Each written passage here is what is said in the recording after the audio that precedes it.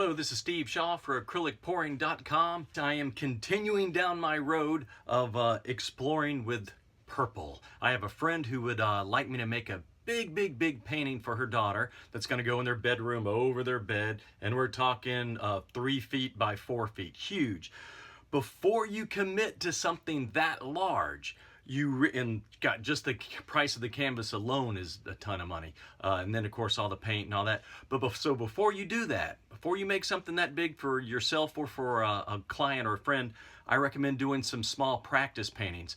And in this case, if you're going to be doing a painting that's 3 feet by 4 feet, a small practice painting is not going to be this. It's going to be something bigger. I'm going to be working on a 16 by 20 inch canvas because that's close to the same ratio that I'm going to have with the 3 by 4 feet.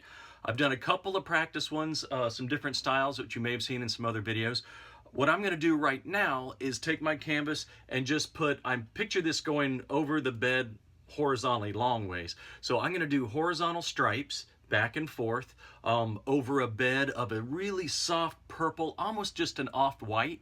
And I want to see how those colors interact with each other if they're laid down horizontally. And I will probably end up doing some swiping, maybe not across the whole thing, maybe just do some localized swiping and see what happens there. So when this is done, I will have another painting that I can take a photograph of, show it to the person and go, do you prefer this style, or this style?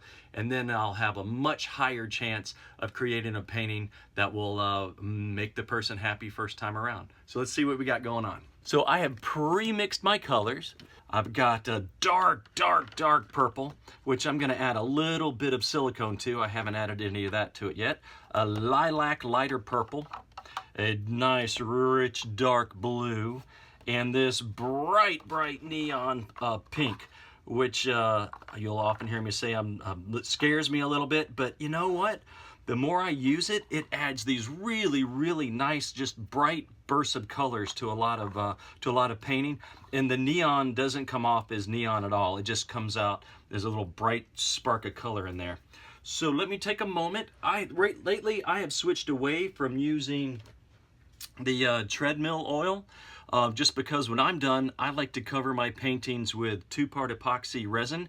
And I have found out that this silicone is so strong that I really have a hard time getting the surface of the painting clean, and it leaves little dry patches or bald spots in my epoxy. It's okay if you're just spraying acrylic spray on it. It's fine for that. But to do the thick pour epoxy that I like to do, it causes some trouble. So I have shifted back to the 3-in-1 silicone, and it seems to be a lot easier to clean off. So I'm going to add several drops, maybe that's 8 drops in there. 1, 2, 3, 1, 2, 3, a couple more in there. I'm going to give these a quick stir, and then I will commence with laying down a base color. And then I will go from there with a horizontal lines. Again, my base color is almost just an off-white, but it is white that I added a tiny bit of purple to. Not going to put a whole lot of this. Let's see what that does. And what I'm trying to do here is just get a nice thin color coating on here so that the paint will feel it'll flow freer. There's a little notch there.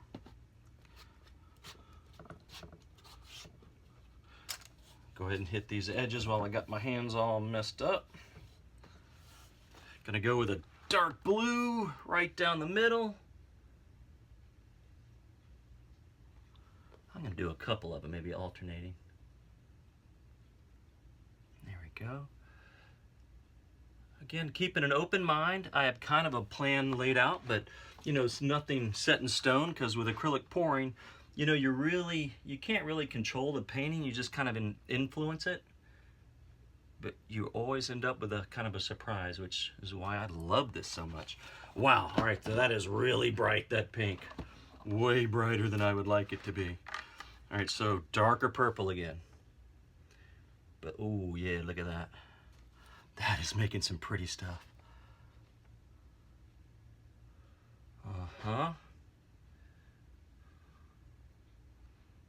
Nice.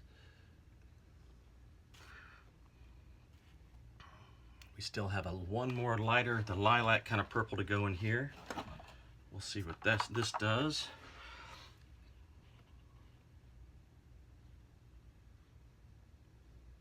Feel like I've got some tilting coming on ahead of me.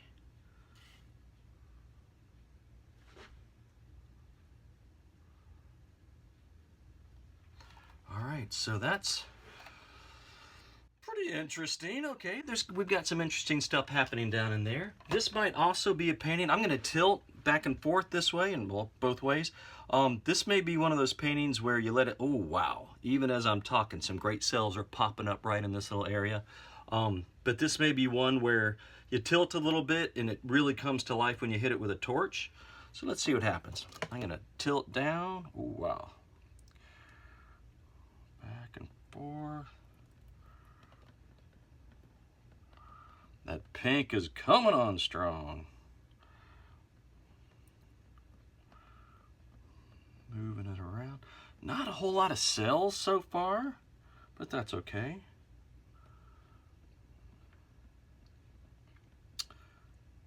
Totally just working intuitively right now. Just kind of seeing where it goes. This was a lot of paint on here. I didn't expect it to flow quite this much. And I honestly, in my mind, I'm thinking I want to minimize that pink because that pink is really coming on strong in there. All right.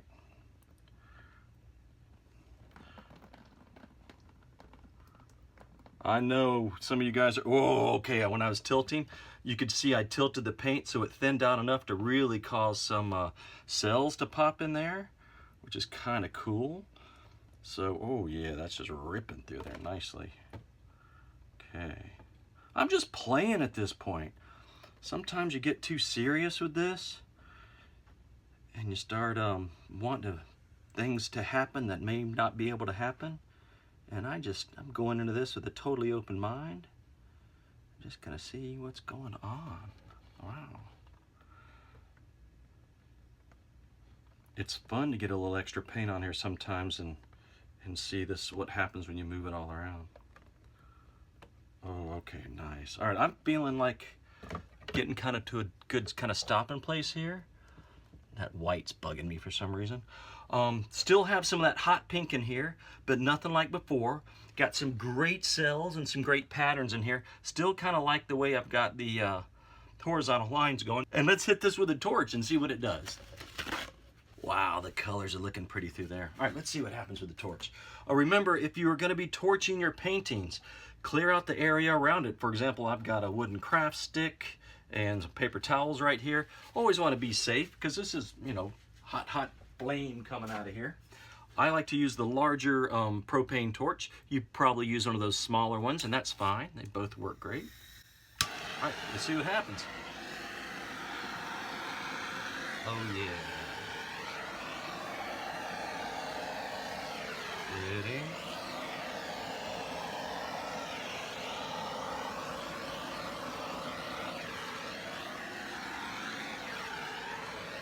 Wow, okay.